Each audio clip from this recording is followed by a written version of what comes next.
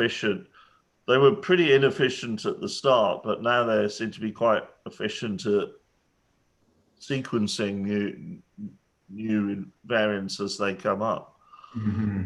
I guess the hope is you just keep the vaccine technology just one step ahead of the mutation. Yeah, that's true. Yeah. So, Christina, do we have the link for the YouTube already, or are we going just, okay, now we are in YouTube.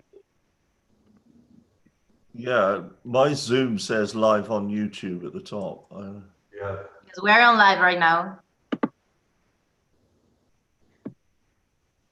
So, does it mean that everybody else can see us now? Yes, everybody can see us and everybody can hear. So be careful. So let's say that Eduardo wants to ask a question to Mark. So he cannot write down the question where I will see the question. I'm going to send you a link. Which one? Another one? Yes.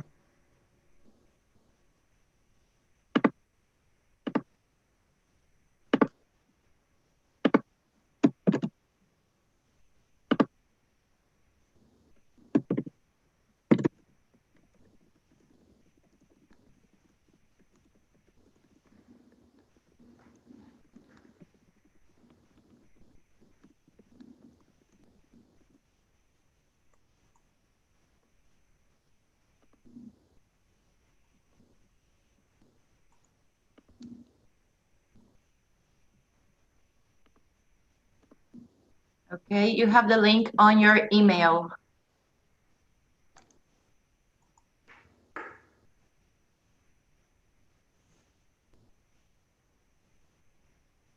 Link to YouTube, okay. So, okay, 1 second, copy.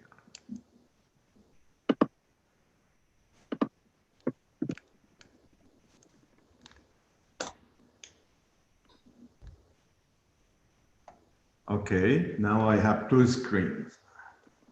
Yeah. But this one, the new one, so I can see Christy, Eduardo, and Mark. So can you type a question for me, Eduardo, or for Mark? I have two screens. Yeah, I will try, except that in the chat. This one, the new one, so I can see Christy, Eduardo, and Mark. It's low.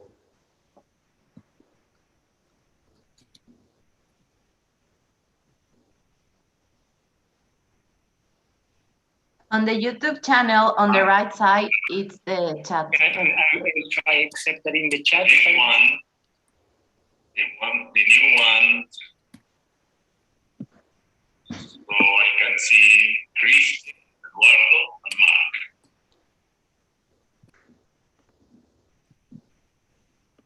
Okay, I put the question, Jorge. Can you see it? Not yet. No. I can see it.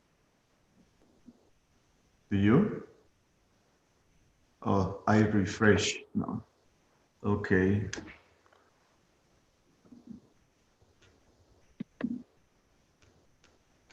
Yeah, it says test, right? Right. I put the question.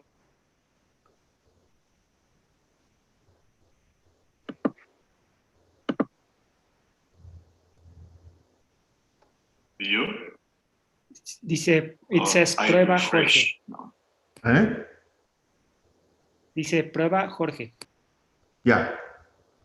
Eduardo Gómez, prueba Jorge. Is that the question?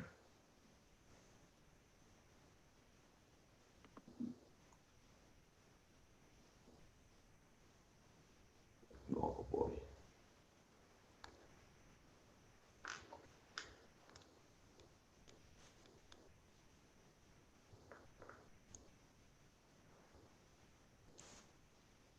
It's really working.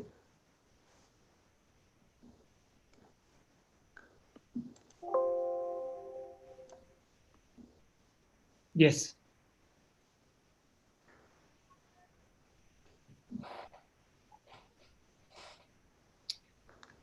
So whenever you want, Jorge.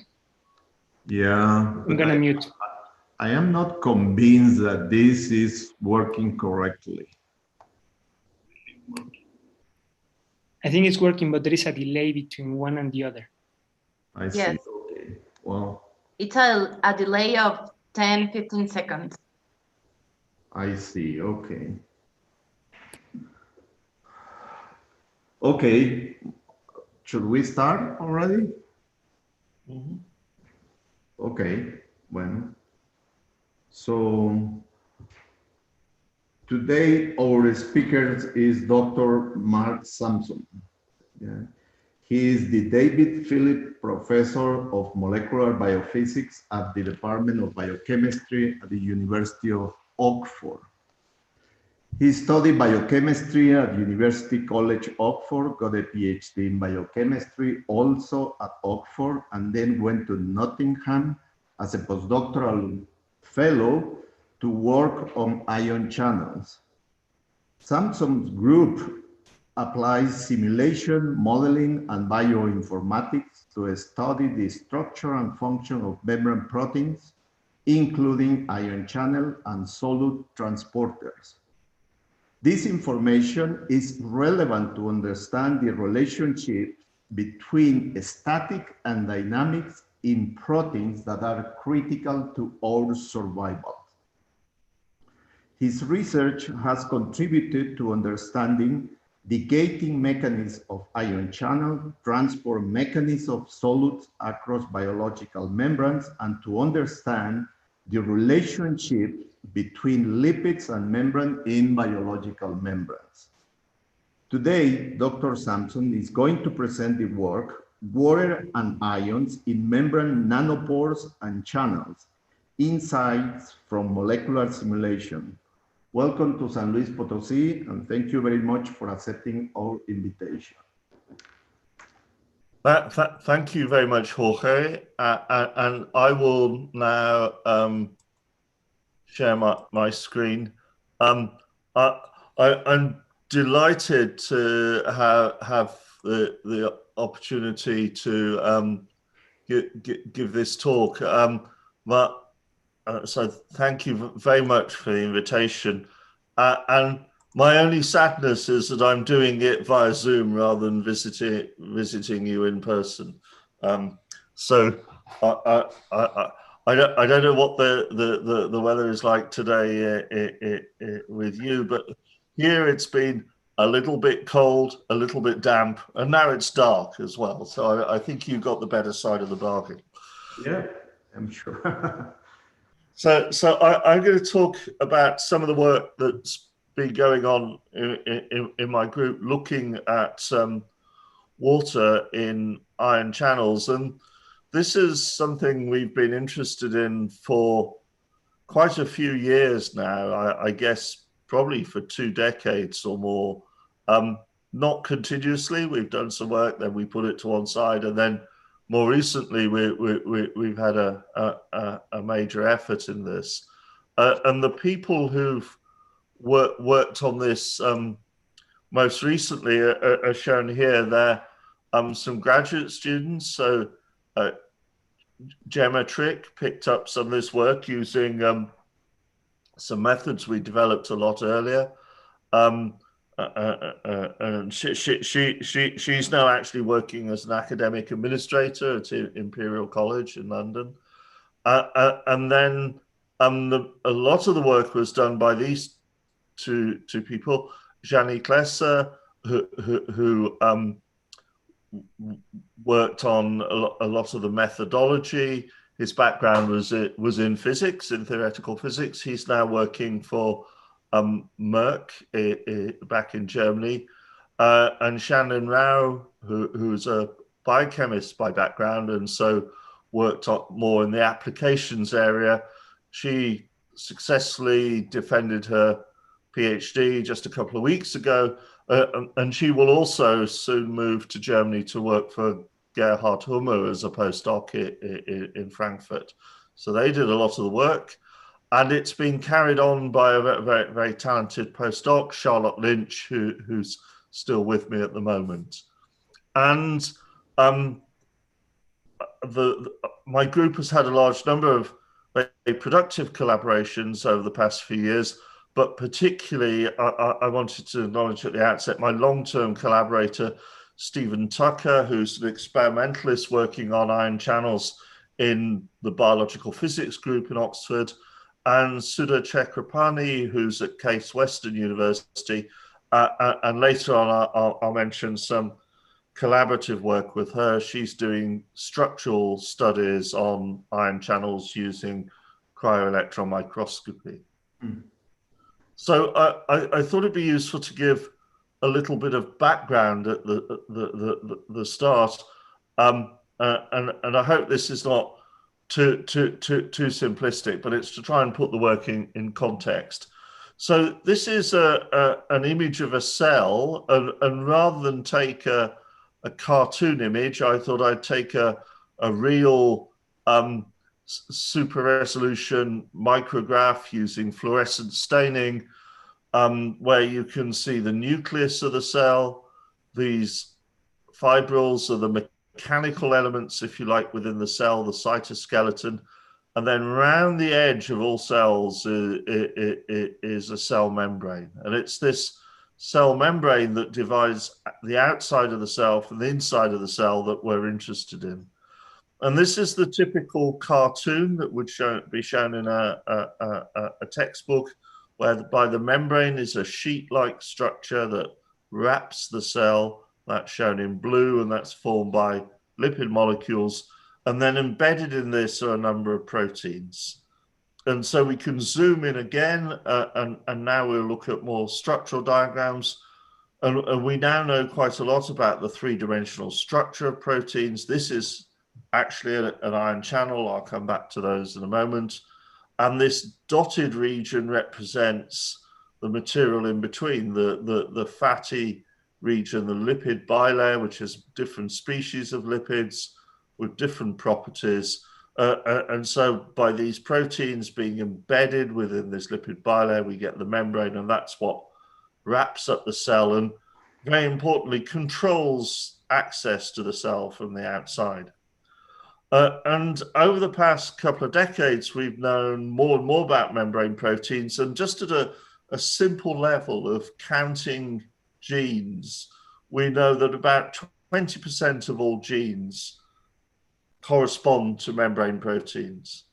So that tells us about their functional importance in cells. But from a medical perspective, about 50% of drug targets correspond to membrane proteins. So biomedically, they're quite important. We don't know as many structures as we would like. Of the total database of experimental three-dimensional structures of proteins, probably about 2% of that at the moment is membrane proteins, but that's increasing. So that partly reflects greater technical experimental difficulties in studying them, but those have largely been overcome. I'm going to talk about trying to relate three-dimensional structures through to the dynamic function of membrane proteins. And I'm particularly going to focus on one class that, in a sense, physically are much simpler, the ion channels, which form a pore in membranes.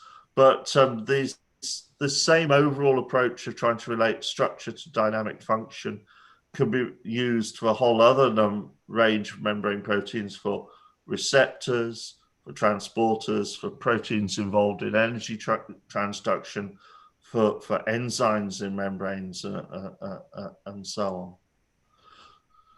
So this is where I guess I started 25 years ago, thinking about ion channels, and we can show the lipid bilayer just as schematically as a slab that divides the outside of the cell from the inside.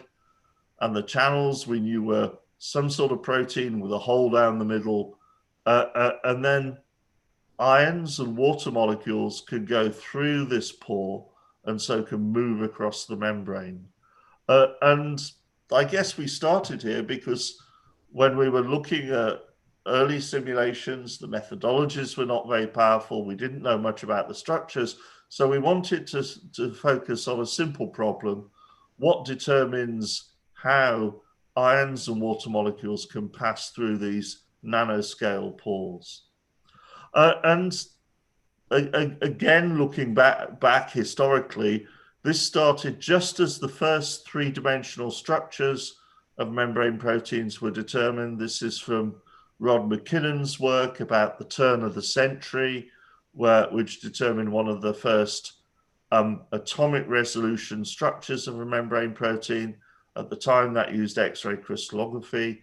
And the last decade, I guess, of the previous century saw from a number of groups, but the ability to measure ionic currents flowing through these holes at single molecule precision by so-called patch clamp recording. And indeed, both of these, the structural data and the functional data, the pioneering work for that was rewarded with Nobel Prizes. And I think a lot of the work since has been trying to use those methods to get more and more structures and to relate in some way structure through to single molecule function. And the methods have expanded. So now we have particularly cryo-electron microscopy that past 5 years has led to a great increase in our knowledge of the diversity of channel structures. And in addition to single molecule electrical recording from channels, there's been great improvements in spectroscopy as applied to channel function. So what we do is try to take the structure. If it's an X-ray or a cryo-electron microscopy structure, you have a static structure of protein. It's an average in X-ray crystallography. It's an average across all the molecules in your crystal. And typically it's a temperature of 100 Kelvin or so. So you've got if you like, a frozen snapshot, an average structure. What we would like to do is to say something about how that protein behaves when it's embedded in this lipid bilayer, when there's water and ions on either side. And for that, we run molecular dynamics simulations under approximately cellular conditions. So physiological temperatures in at least a first approximation to the environment. And actually, I'm always embarrassed when explaining this to physicists because we're essentially using very large computers to do simple Newtonian physics. We have essentially a classical description of the forces between all the atoms in the system. And we use the computer simply to numerically integrate this a few million times. So we can start off with a structure of the protein, a model in the membrane, and we can watch its dynamic evolution at room temperature. And typically, therefore, the computer is simulating maybe 100 or 200,000 atoms once we include the water on either side. And we're not showing the water here, but we know it's of considerable importance. And the methods for doing these simulations are now really quite well established. They were developed, I guess, back in the 70s and 80s first for proteins by Martin Karplus and others. And again, Karplus and Warshall and Levitt were awarded the Nobel Prize for Chemistry for developing these methodologies. But it's taken a little while before they can be reliably applied to these complex membrane protein systems. So in terms of what structures of channels we have available, that, as I said, has really expanded over the past couple of decades. And so if we went back to the turn of this century, there were one or two three-dimensional structures of these pore-like proteins. So we could say something about those, but we couldn't really generalize. And as you see, we now have well over 500 different structures of ion channels from different organisms carrying out different physiological functions and with different functional properties in terms of which ions can pass through, how they're regulated. And so we can try and generalize more. And you'll see the majority of the structures so far have been determined by X-ray crystallography, but this is the past 5 years where cryo-electron microscopy has considerably taken off in terms of new channel structures. And so what we would do is take an experimentally determined structure. This is for an ion channel structure determined by a colleague, and this is actually a cryo-electron microscopy structure. We would carry out molecular dynamic simulations of that protein, as we saw in the previous slide, embedded in a lipid bilayer. And then through the analysis of these simulations, we would try to relate the structure and the dynamics through to the biological functions. And so there's two major concerns in my lab. One is how the protein interacts with its membrane environment. But today I thought I'd focus a little bit more on a more intrinsically physical problem, which is of the behavior of water in these very narrow nanoscale pores and channels.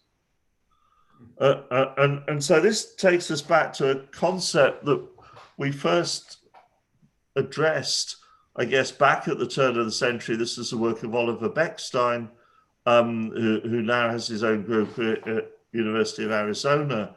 And our argument was like this. A channel protein sits in a membrane. It has water on either side and has a pore, the dimensions of which are on the nanoscale. So typically the diameter of that pore is going to be less than a nanometer. And our common sense perception of this would be if you have liquid water on either side and a hole down the middle, then that hole should be full of water. But if the surface close to this narrow region is hydrophobic, so if it does not interact favorably with water, then you could have a situation where this region de-wets, so forms, instead of having liquid water in the narrowest region, it would be in a vapor state. And then we would suggest that this, if it's wetted or hydrated, would be permeable to ions. This would allow ions to go through. But if we had a vapor gap here, a region with no water, then that would prevent ions going through. So this may be a way of switching a pore between an open state and a closed state. And there was a little bit of evidence at the time. There wasn't much by way of structures, but there was a few clues that in some channels, I think the structure of this came out shortly after. This is a bacterial, so-called mechanogated channel. But there's a narrow region, and the yellow here shows that the amino acids in this region, the chemical nature lining this pore in this region is hydrophobic. So we would predict it might correspond to this situation. And so what I'm going to do is take you through a story of how we developed this theory and more recently have applied it not just to one or two channel structures, but have done a global analysis of several hundred channel structures. But first, before we had structures, it started with simple models. So Oliver built a simple model of a membrane just composed of particles that mimicked, I think, a methane molecule, were grouped together to form a membrane with a hydrophobic hole in it. And we could, with these simple models, we could control the dimensions and the hydrophobicity of this narrow region. And if we ran simulations, what you can see here is that they would stochastically wet and de-wet. So here we look at different radii of the pore, and if the water density is normalized is close to 1, that means it's wet. If it's 0, it means it's dry. And so as we increase the radius from 0.45 nanometers to 0.6 nanometers, we go from a pore that's largely dry with occasional stochastic wettings to one that's largely wet with occasional stochastic interruptions. And we can think a little bit about what would water vapor in such a region look like. And the volume is going to be about a nanometer cubed. If that was full of water molecules, that would be of the order, if it was liquid water, of about 30 waters or so. But in the vapor state, that would essentially be empty. On average, it would have considerably less than a single water molecule in that region. So we can approximately say liquid versus vapor, or liquid versus empty is wet versus dry. And that's what's shown here. If we look at the yellow curve for hydrophobic pore, as we increase the radius, at low radius, it's dry, it would not allow any ion permeation. And then there's this transition region with a radius of about half a nanometer where it switches to becoming wet and ion permeable. And that transition region can be moved by changing the properties of the lining of the pore. If we make it less hydrophobic, then it wets more easily.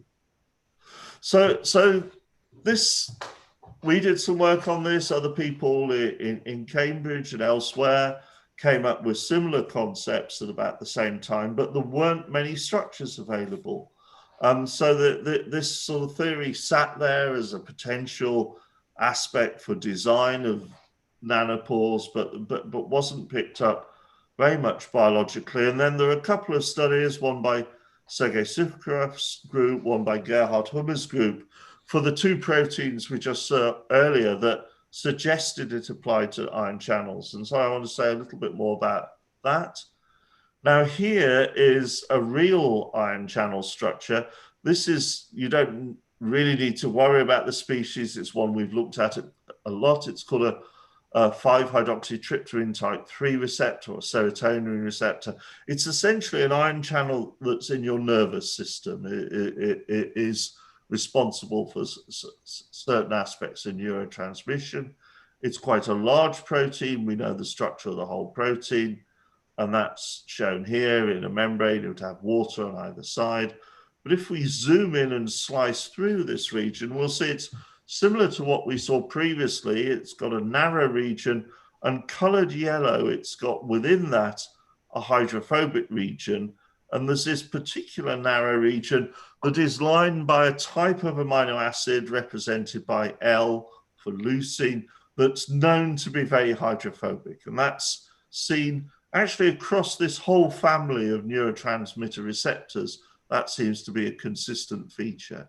So a narrow hydrophobic region. So what we did was set up a simulation like this and just track water molecules within this region. So this is time, this is half a microsecond, and this is the position of the water molecules. And this region here corresponds to this region here. So, and essentially, although it's difficult to see the individual points, each point represents an individual water molecule at that time.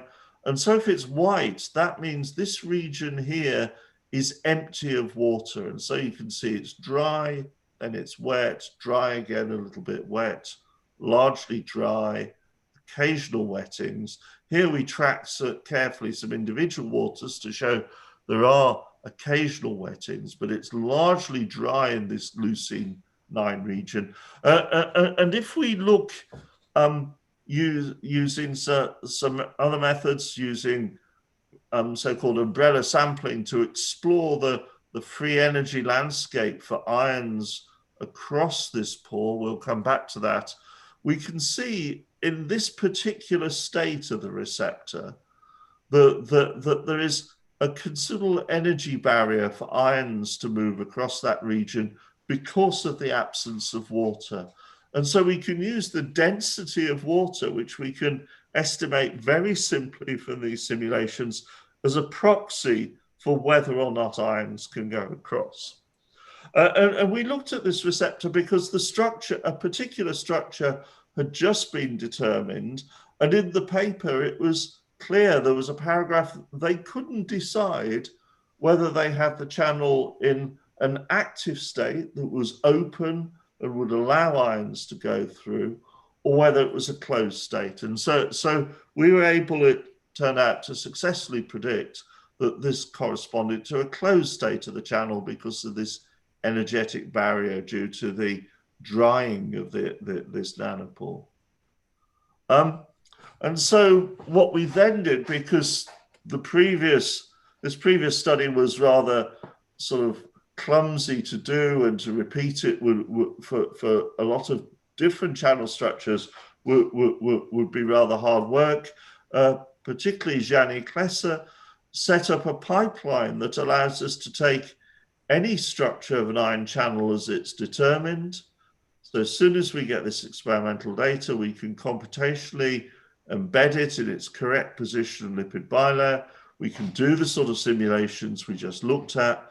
We can look at the density of water on either side. It's the density of liquid water, about 33 water molecules per nanometer cubed. We can then see that averaged across the simulation in this narrow region in the center, which again here has got these hydrophobic amino acids, that in the simulation expels water. So you have a low average density. And then if you take the inverse of the Boltzmann equation, you can estimate the height of the free energy barrier to water trying to go across that narrow region. And what Gianni did was essentially develop a nice, robust computational pipeline, both for doing the simulation, but also for estimating the density and the free energy as a function of the position along the channel. So now we can, for any structure, we can use this analysis and use the water density as a proxy to decide, is it open with water in it, or is it predominantly closed with water expelled, presenting an energetic barrier for ions going through. And we tried that out on a new structure that emerged just as we wrote the methodology. This is a channel called bestrophin, or BEST1. This particular protein is found in the eye, and some mutations can lead to eye disease and blindness. This is the structure of the protein. There's a region in the membrane, a region outside the membrane. If we zoom in, as we saw before, there's this region with 3 rings. So there's 5 subunits. So you'll get a ring of these so-called isoleucines, 2 rings are so-called phenylalanines. All of these are water-repelling side chains in the protein. So the water can come down a little bit at either end, but is expelled from the center. And if we look at now the water density versus time, we can see very clearly there's a very low density of water in the center. So if we sort of turn this image on its side now, so instead of having the channel axis vertical, it's horizontal. We can calculate the shape of the pore through the protein. This is that narrow hydrophobic region here. So this is the radius of the pore. We can see in this region it's quite narrow, but would allow a chloride ion. These channels physiologically allow chloride to go through. But if we calculate the water density and then look at that as a water-free energy, we see for the native channel shown in black that there's a high energetic barrier that would prevent chloride ions going through this region. So this corresponds to the closed state of this channel. One of the reasons we looked at that is there was a mutation known where they replaced these larger hydrophobic side chains by 3 alanine side chains. And without going to the details of the chemistry, that meant that this region was still hydrophobic, but was a bit wider. And that removed the energetic barrier to water entirely. So that would then correspond, we thought, to an open state of the channel. And experimentally, this mutation seems to switch from a channel that's largely closed and you have to switch the channel on with calcium to a channel that's constitutively open, that's open most of the time. And that would correspond to removing the barrier here so that in this mutant channel, water and also ions are free to pass through.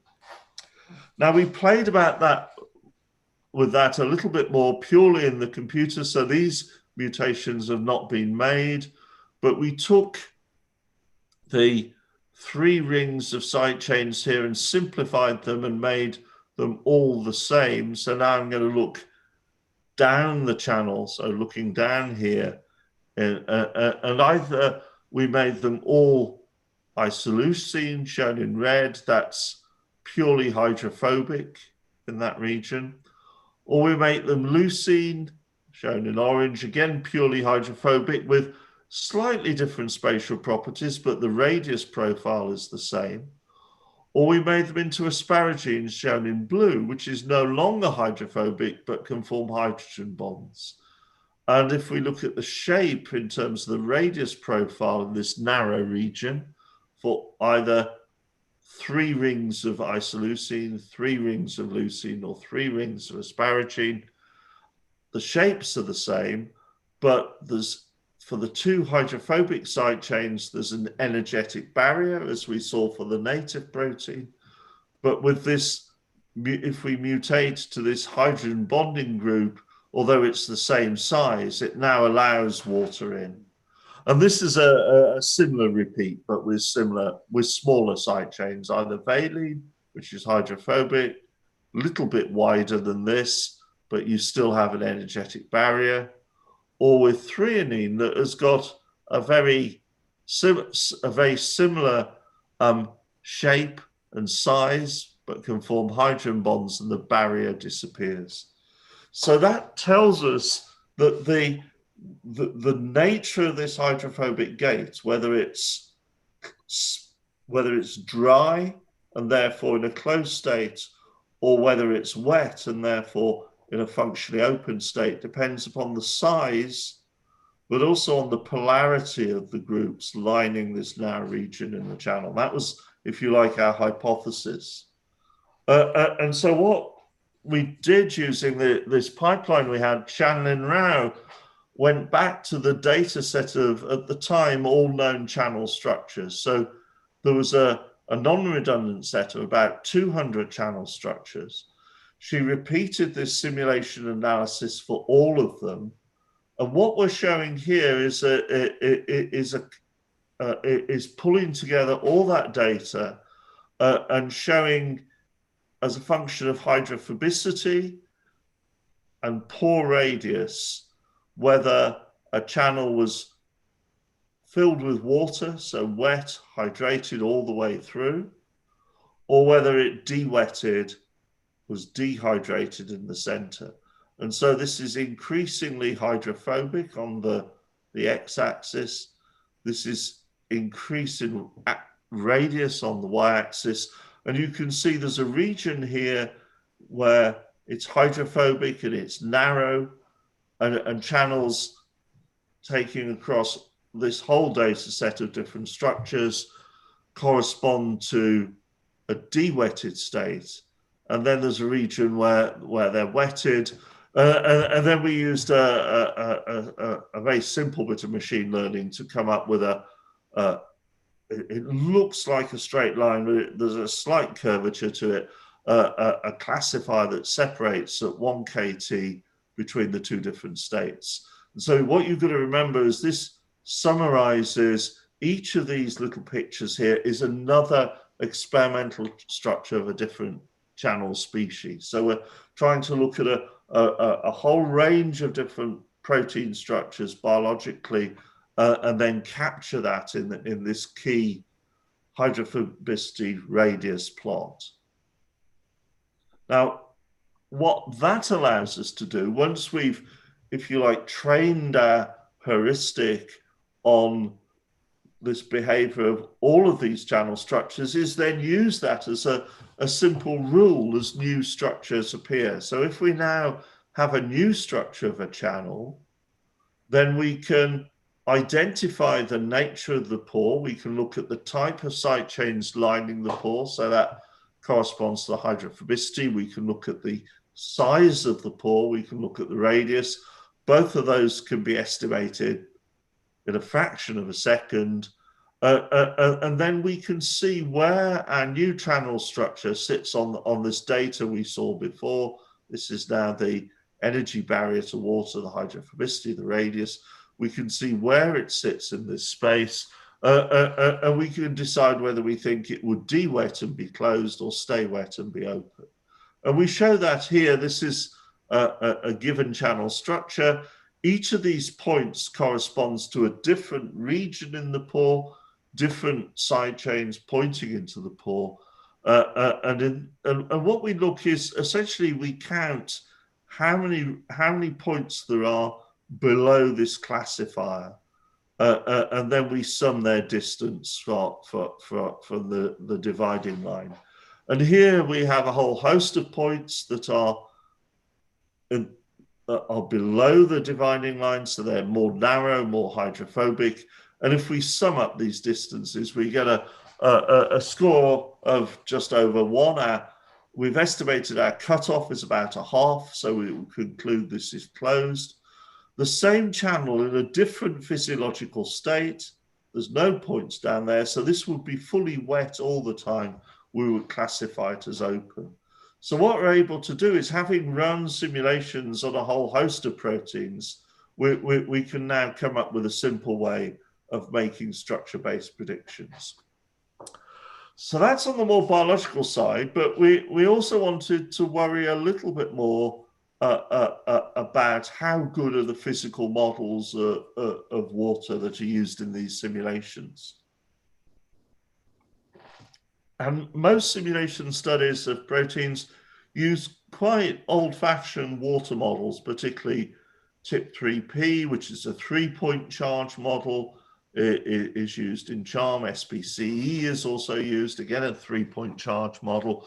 We know there are more sophisticated models of water that have been developed, still classical models, but capture more of the complex phase behavior of bulk water. And particularly, we're interested in polarizable models, where instead of having fixed point charges, say 2 positive charges, 1 negative charge for a 3-point model, will allow some degree of change in charge distribution according to the local environment. And the one we looked at most is a polarizable multipole model embedded in the amoeba code. And what we wanted to do was, we know these polarizable models are more expensive, but do they tell us anything new? And so this is work that Gianni in particular undertook. Going back to that 5-HT3 receptor we looked at before, this is the structure of the whole channel. This is the image from our software of the pore down the center. And we're just going to focus on the bit of the protein that lines the pore itself. So we're going to strip away a lot of the detail. And because our analysis of those many structures told us it's the local properties of the protein, we're just going to include that in our calculations. And so we're going to look at, in this particular example, 4 different structures of this pore. 3 of them functionally closed, 1 functionally is open. And we're going to look at a number of different water models. A fixed point charge, 3-point charge model, TIP3P, so that's probably the oldest. A more recent 4-point charge model, TIP4P 2005, which seems to represent liquid water states very well. And then a polarizable model where we've just, instead of having fixed charges on the atoms of the water and on the atoms of the protein and the lipid, we allow them to be polarizable. We want to see, does that make any difference?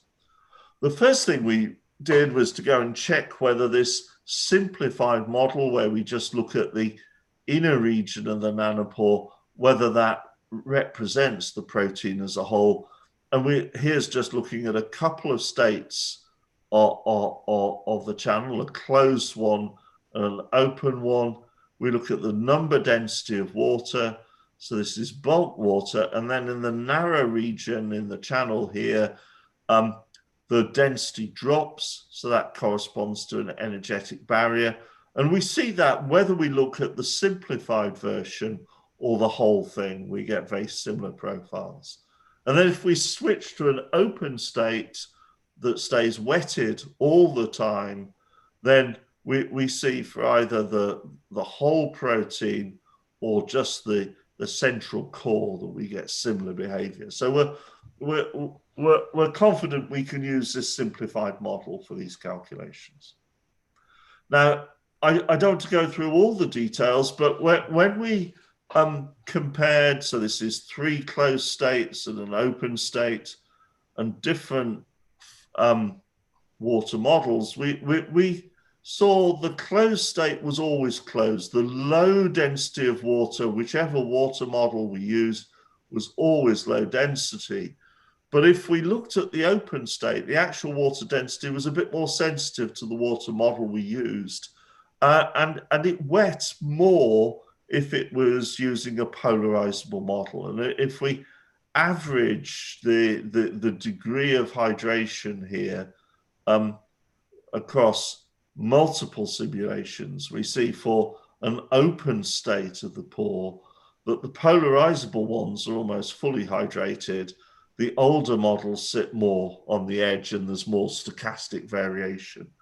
So I think that what that told us is our overall model of hydrophobic gating is robust to whether we use the simpler models of water or allow for polarizability, but some of the details will change.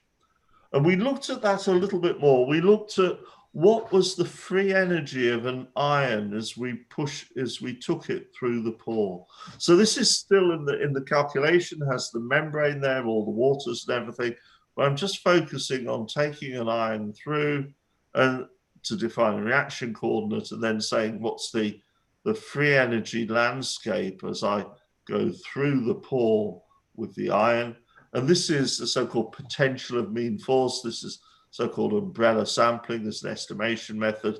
And I can see either a small barrier to water, or to sodium ions, or a larger barrier to chloride ions. That makes sense because physiologically this channel prefers to have sodium ions going through. But if I go between the simple water model and the polarizable model, the qualitative picture is the same, but quantitatively, the free energy landscape becomes much more rugged and has more features in it when you have the polarizable model. And that's not surprising, maybe, because as the ion goes past a region in the protein, it can change the distribution of charge in the protein. So the free energy landscape is more susceptible to, if you like, perturbation by the position of the ion. The other thing we saw that we're investigating a little bit more detail, but is still a separate story as yet, is that if you looked at chloride interactions, as you took a chloride ion past this hydrophobic region, it was unfavorable, but there was some of the waters on the chloride were replaced by hydrophobic interactions. And there is a literature for, say, water in nanoscale droplets that negatively charged ions want to go to the surface of the droplet where they see a mixture of water and then the surrounding air. And we think that may be a similar feature here. And experimentally and theoretically, there's been much more study of cations going through pores than negatively charged ions. So this is something we think actually to capture the interactions of negatively charged ions with pores accurately, we may need to take into account polarizability. I just want to cover another aspect of this and then say a little bit about simpler nanopores. One of the things that are omitted in the calculation so far is any consideration of the voltage difference across the membrane. And if a cell is alive, there is a voltage difference across the membrane of between maybe in a mammalian cell, it would be of the order of 100 millivolts or so between the two sides of the membrane. In a bacterial system, a bacterium can have between its inside and the outside of the cell a voltage difference of maybe 200, 300 millivolts. And so what we wanted to do was to say, if we had a channel that was in a state that was de-wetted when we did not have any voltage across it, if we apply a voltage, and there's a couple of ways we can do that, that would give electrostatic potential difference. So you'd have an E field across the pore.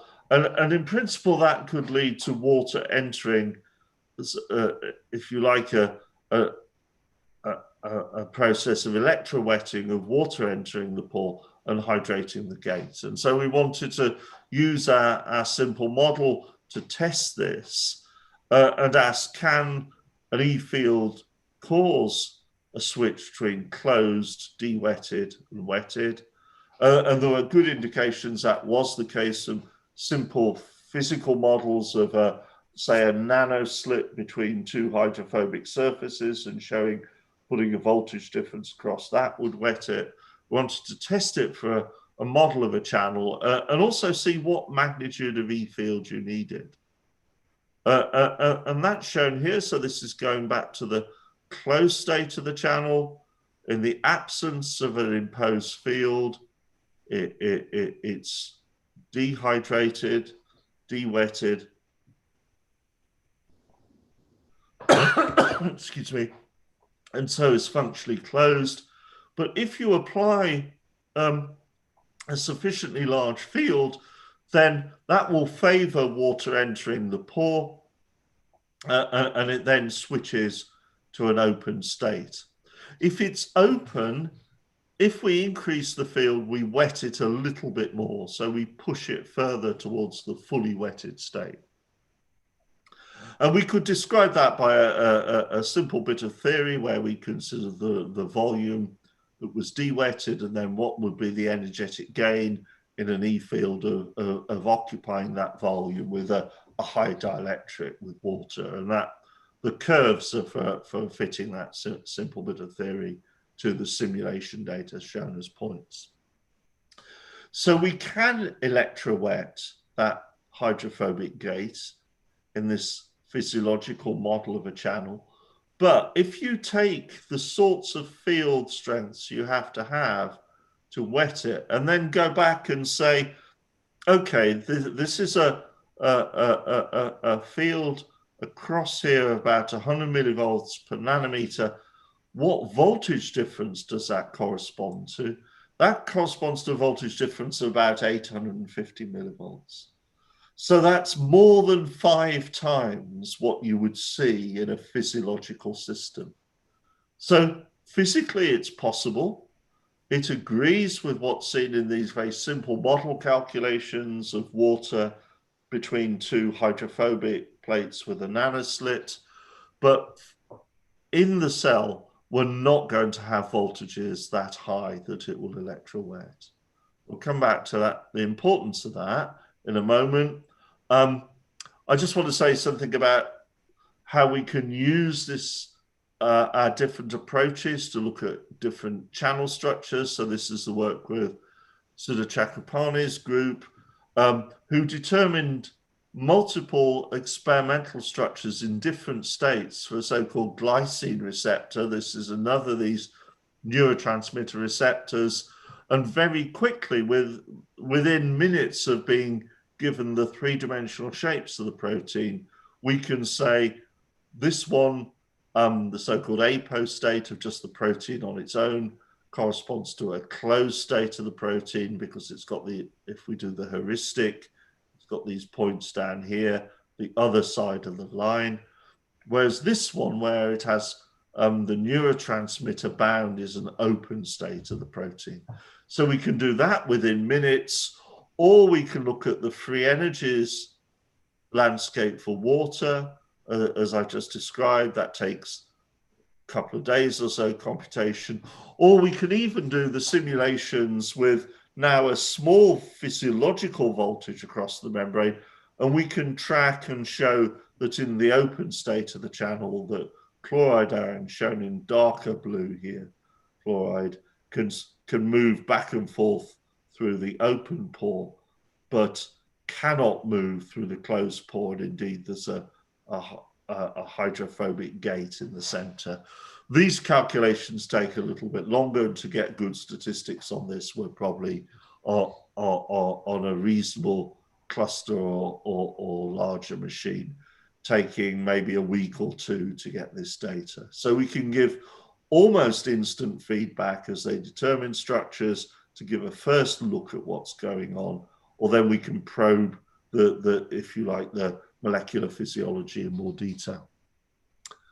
So that's looking at ion channels, but I wanted to just show how this may also map onto more the design of nanopores, and to suggest how we can, from this analysis of the behavior of proteins, we can conceptualize possible designs of channels and then test them. And people are now able to either are starting to design pore-like proteins from scratch. There's been a couple of recent papers from David Baker's group of making novel protein designs that have pores in them.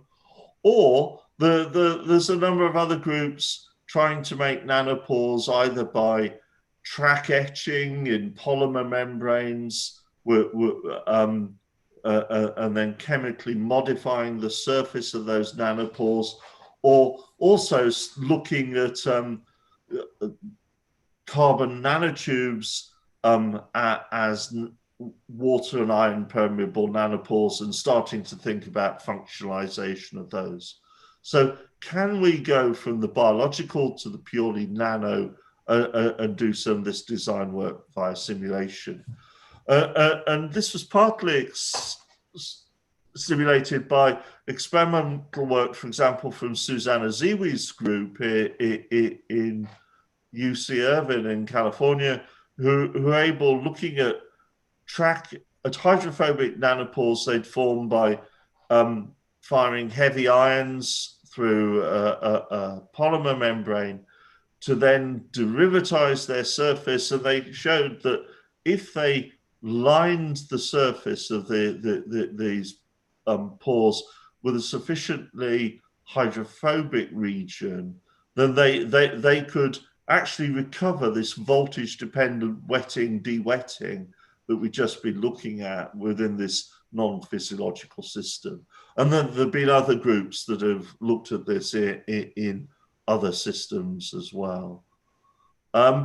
So we took, this was our conceptual design, our cartoon. This is Gemma Trick's work of a pore that got a little bit narrow in the center, and we wanted a hydrophobic region in there. So we took a very simple model protein template, a so-called beta barrel, which has a tube-like structure with a hole down the center. And we could play with the geometry and the hydrophobicity by playing with the amino acids to give us something that embodied this conceptual design. Now, at the time, this was purely in the computer, but there's literally a couple of weeks ago a paper from David Baker's group showing they can do this sort of design and make these proteins experimentally now. So we went from design to make, if you like, a toy protein that encapsulates that design, and then look at the behavior in simulations. And so this is what we see. This is the number of waters that pass through the pore versus time. And here we have for the green line, and that's shown here, we have a hydrophobic region in the center, but it's not too long. And so this switches stochastically between water outside, and then it will wet, then it will de-wet. And if you count the number of waters passing through, you see it has a state that's water permeable, so water passes through, then it pauses, it dries, passes through, dries, passes through, dry, through, dry. So this one is literally on the edge between wetting and de-wetting. I mentioned this residue, this amino acid leucine. If we put more of them in, instead of having just 2 rings of them, we go to 3 rings. We switch between this stochastic wetting, de-wetting to something that's de-wetted nearly all the time. So we can control the shape and chemistry of this central region of the pore to promote de-wetting. So we can do the first bit of our design. Then what we did was, so this is a particular model, and this is the one with 1, 2, 3 rings of the hydrophobic residue in blue. This is the shape of the pore. And we can do a simulation where we impose a voltage difference across the pore by controlling the concentrations of ions on the 2 sides. And so that very closely mimics what happens in an experiment. So we can control the voltage by playing with the concentrations of ions and then look at water behavior. So we took a system that, as we saw, in the absence of a voltage, is almost completely de-wetted and closed. So that's shown here. And then we imposed a voltage. And at the start of the simulation, it's still wet, but then it's still dry. Sorry, there's a break in the waters. But then very quickly, the water goes in until we have a continuous water column, and it switches to an open state. This is when we apply quite a high voltage, so above physiological voltage. And we can see that here. This is now the sort of graph we've seen before. So you see it's white here at the start, where there was no voltage, it was de-wetted. And as we apply the voltage, what happens is the waters, their dipoles align. So we get a considerable alignment of dipoles in the water in this narrow region.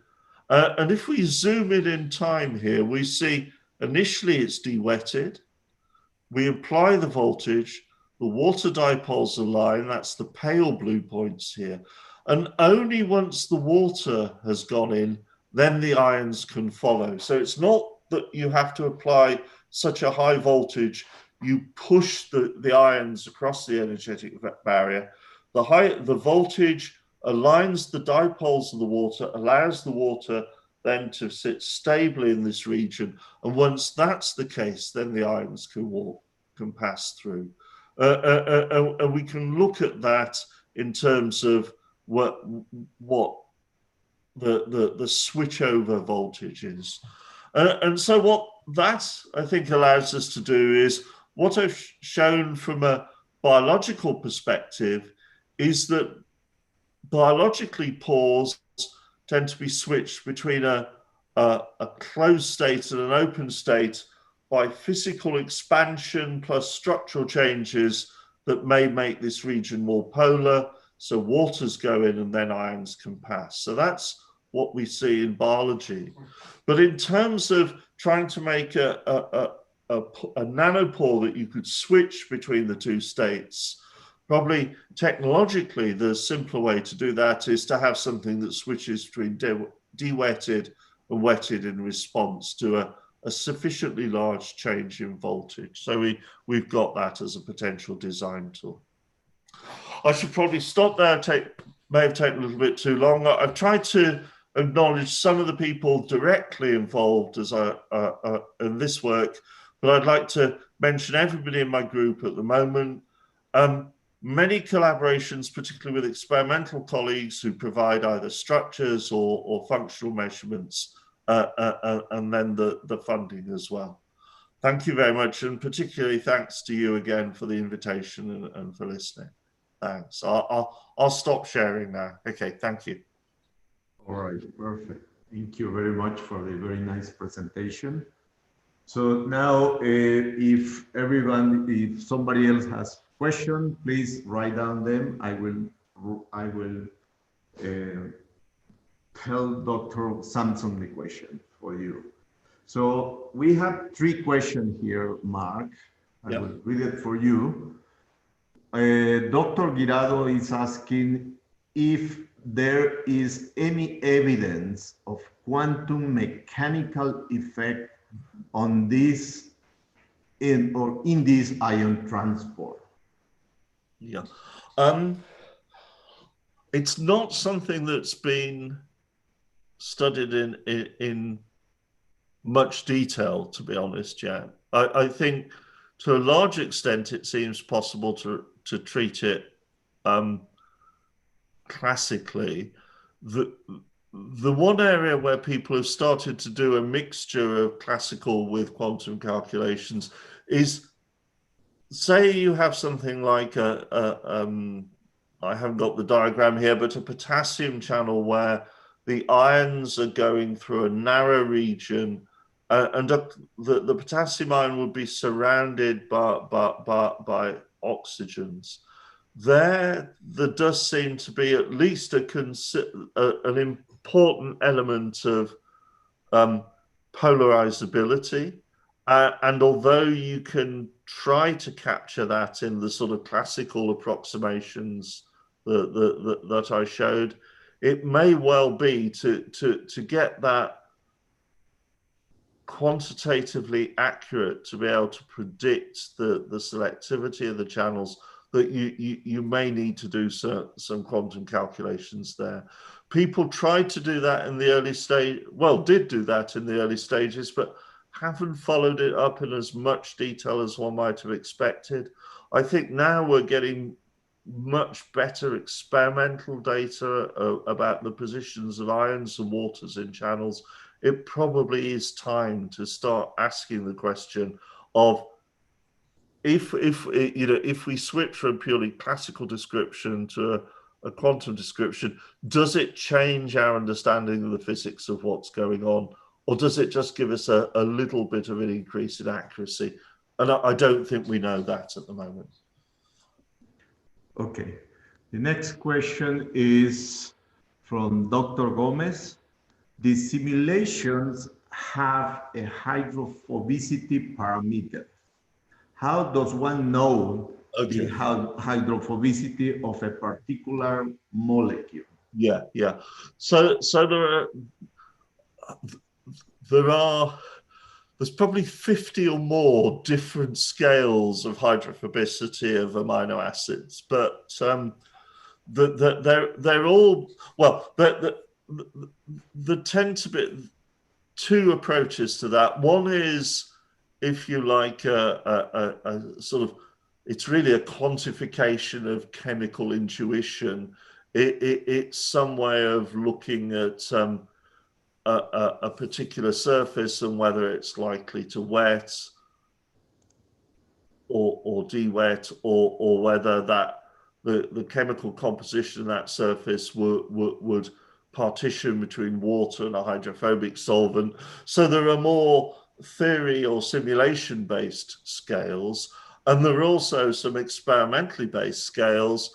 Or you make a molecule and you look experimentally to see, does it want to go into a hydrophobic or a hydrophilic region? The way we addressed it was to say we took one particular scale that's been widely used in membrane studies that's actually experimentally based, but then we repeated the analysis with 3 or 4 other scales that had a different basis, just to see whether the overall approach was robust to variations in the hydrophobicity scale. And it seemed to be pretty robust. The overall picture didn't change according to which of the slightly different hydrophobicity scales we tried. Okay. Eduardo, any follow-up on your question? No, thanks. Okay. Felipe de Jesus Rosales Aldape is asking how to identify the patterns of opening or closing of the molecule from the differences of voltage patterns. I don't know if the question is clear.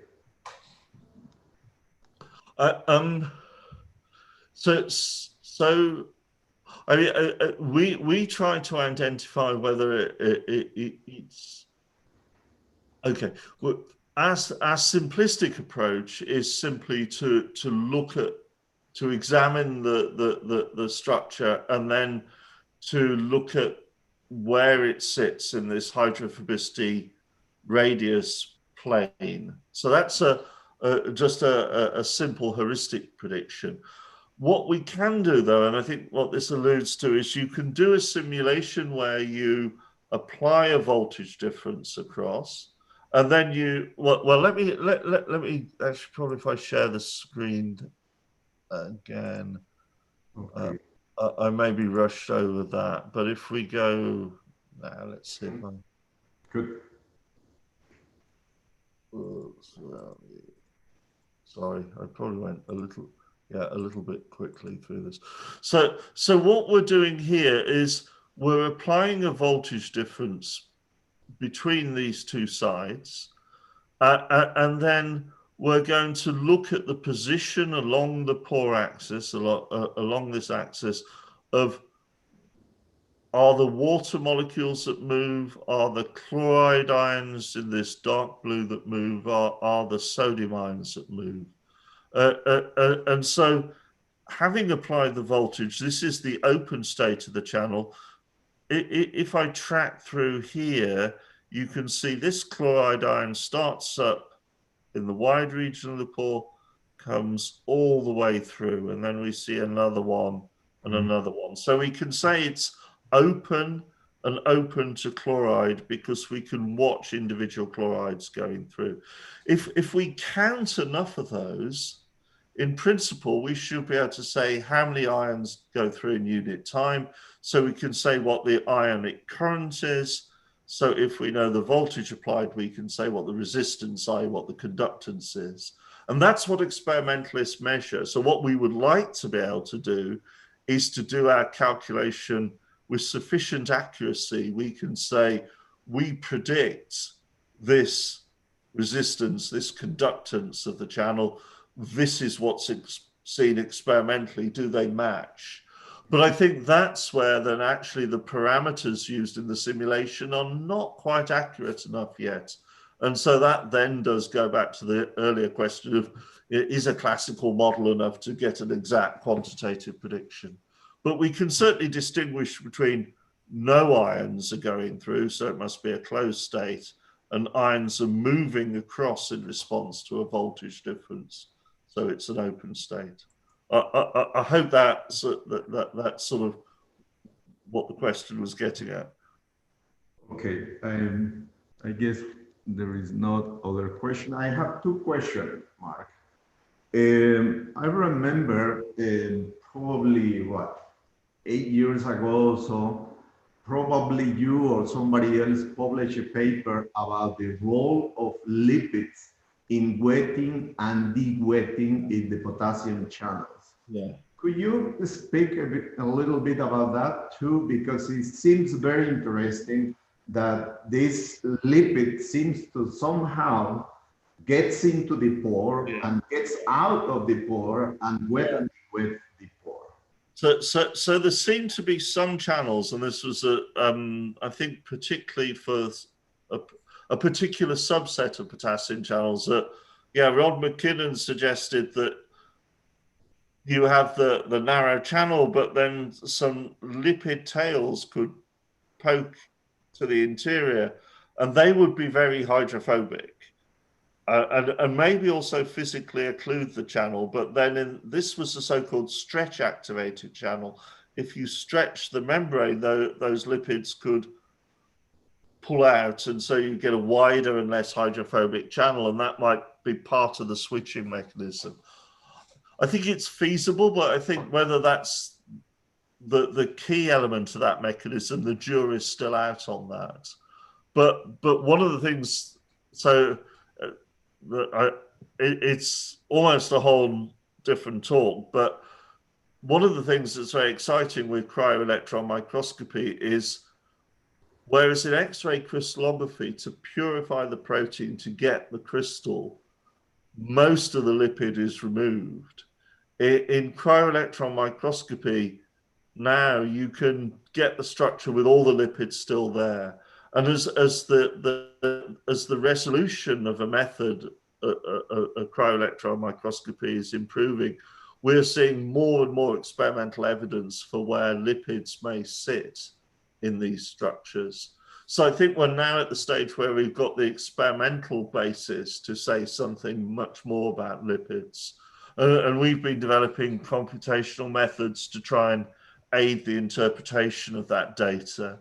And I think we're at a stage that we were 3 or 4 years ago with looking at water in channels. We can now get enough structural and simulation data. We should be able to say something much more general across a whole range of proteins, about membrane proteins, about where lipids want to go.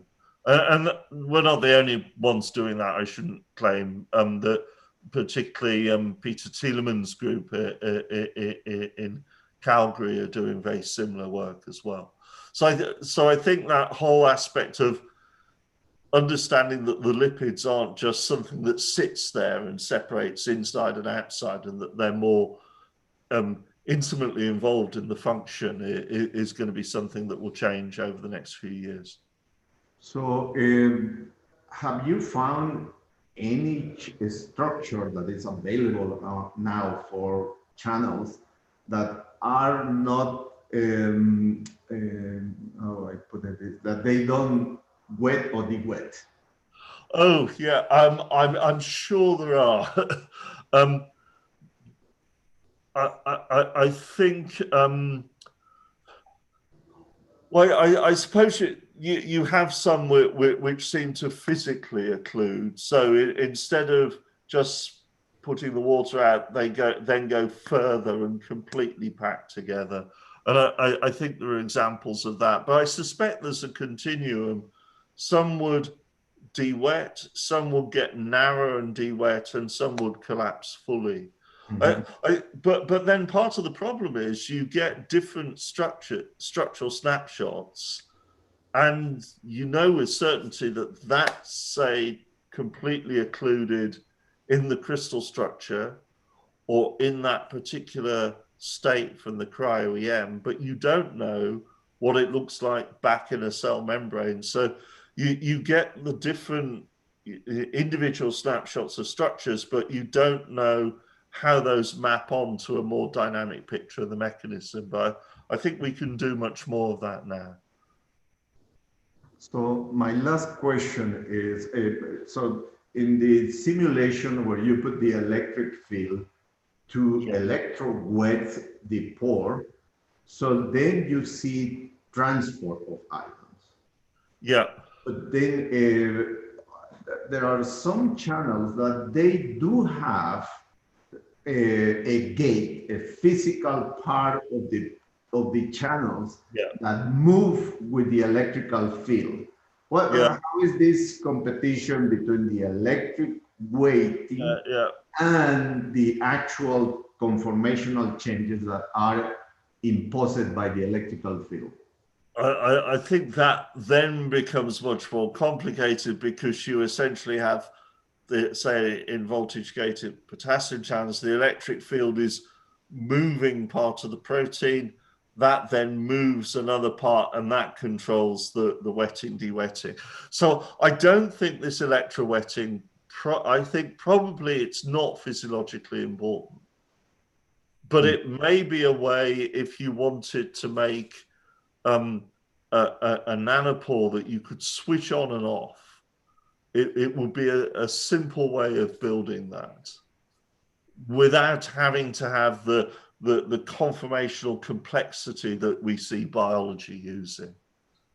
Yeah, and that's certainly what these various attempts at design nanopores by people like Susanna Ziwi and others are doing is you don't try and capture, you know, all of the biological complexity. You take a subset of it that you can handle synthetically. All right. Is there any other question, Eduardo? Not from me, thanks. No. I don't know who else is in the room. Otherwise, I guess the seminar or the colloquium is finished. I don't know if you want to say something else, Eduardo. No, you just thank you very much. That was a fantastic talk. I enjoyed it a lot. Very clear. And thank you very much. And you know, if anybody thinks, oh, I should have asked that question as they drive home or go for a coffee, then you can always email me. I really appreciate that you accepted our invitation. Really, this Well, is very nice. And this is my. It is very surprising that this way to communicate with people now through the internet is something else that we have to learn to live, I guess, nowadays. Thank you very much. Okay. And I hope to see you in someplace else in the world, in the virtual world. Indeed. Okay. Have fun and take care. Thank you.